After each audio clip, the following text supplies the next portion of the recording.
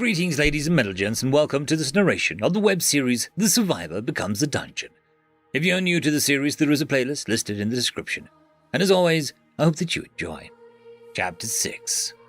So, a lot has happened very quickly. First, my gem, which I now know is called a core, is a grapefruit size. Also, where I would only see faint glimmers of light, now I see a ring of light has formed inside of it, swirling, like someone put a coin in a bottle and began spinning.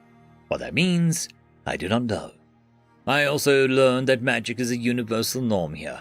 No, not the sleight of hand magic, but real stuff.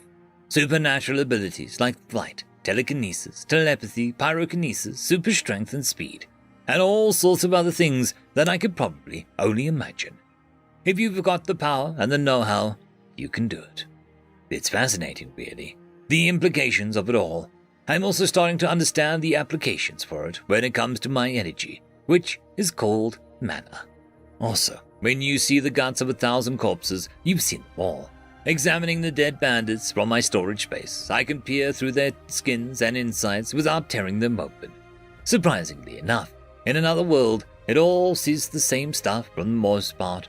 Some people had lighter bones, denser bones, bigger lungs, extra flexibility, and other such things when it came to non-humans. They also have different word for humans here, which translates to a word I don't know. The memories I absorb from all of the bandits come to me in fragments. I don't know their entire lives, but I know the essential things and general knowledge. Thankfully, their memories don't override my own.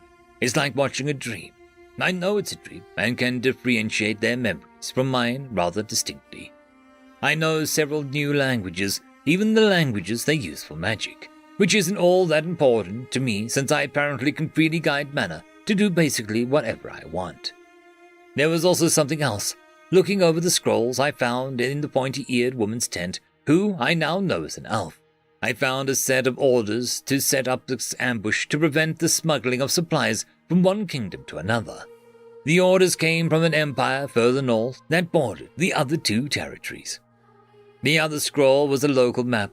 It doesn't show much detail, just the borders of the two kingdoms, along with what I assume is my mountain range to the south of the route the supply caravan was supposed to take.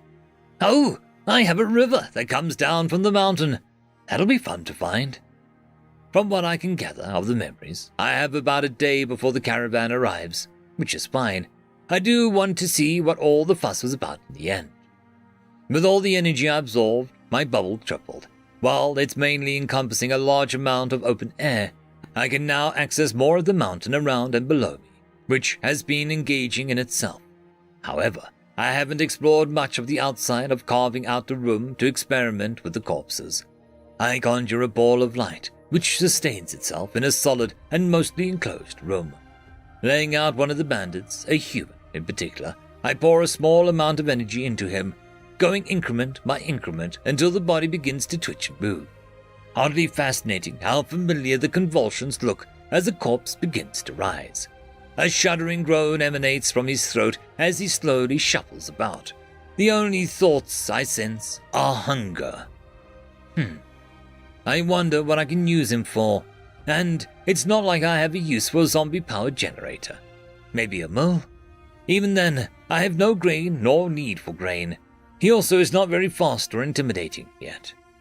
I continue pouring in more energy into him, the image of the undead from my own home in my mind as I watch him undergo weeks of mutation in a few minutes.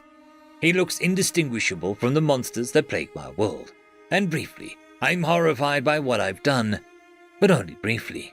After all, it's under my control, and it can't spread a viral infection because an infection didn't make it. He's just undead because of magic. I put him to sleep and drag him into my storage, which seems to work surprisingly. I get to work doing the same for the 7 other bandits with exciting results.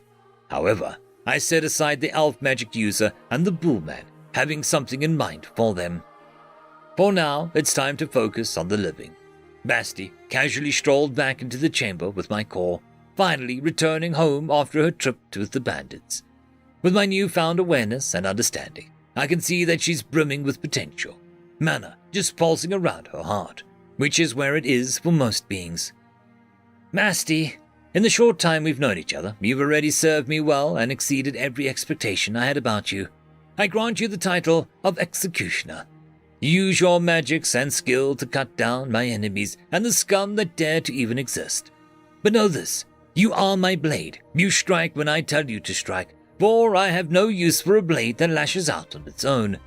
I hope you continue to serve me well." She watches me, my core, with reverence before bowing her head lowly in submission, accepting the title and her new responsibilities. I watch as the mana around her heart solidifies and her mere potential has direction and purpose. I feel another fraction of energy being pulled from me and into her while she suddenly looks tired, walking over to her bed and with the cubs, which was now padded with the feathers from the pillow we got at the camp. I focus on Ururu, who's dutifully maintaining his vigil over my core. "Yes, my little friend, we had a rocky start, but I do appreciate you too. Have some mana, and I want you stronger now that I know there are potential threats beyond wild animals. Hey, you'll have your time, but for now, continue the defense of the home front."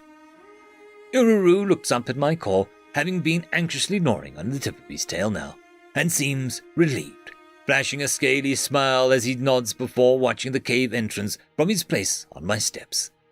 Shifting my focus into the depths of the cavern, I begin conjuring small orbs of light around a natural circular cavern.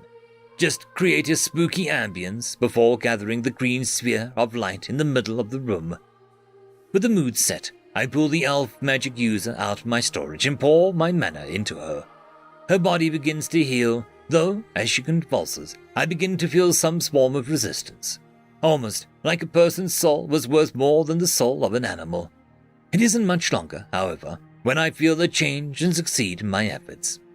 With a start, she sits up, panting heavily with what I can only assume is fear. I can see a ring of green forming around her neck, which, so far, is a mark that shows my influence. She looks around the chamber uneasily, studying the orbs with light and looking at the green ball and squinting. She absently touches her throat, feeling the dried blood and checking her thigh.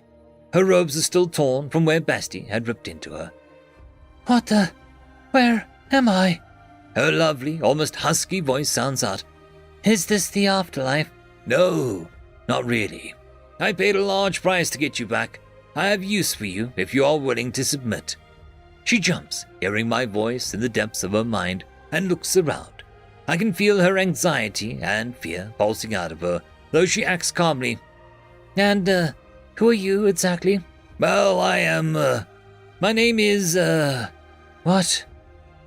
What was my name again? That's troublesome. I know I had a name. Everyone has a name after all." As I consider it, words begin forming in my mind that seems to be good enough name for me. My name is Bitmori, and I am the core of this region. End of chapter. I would quickly like to thank the T5 channel members and Patreons. Casper Arnholtz, Cam Maxwell, Barky, Lord Azrekahl, It's Difficult to Pronounce, Dragzoon W.R.E, Holly's Sister, Arcadian. Thank you very much.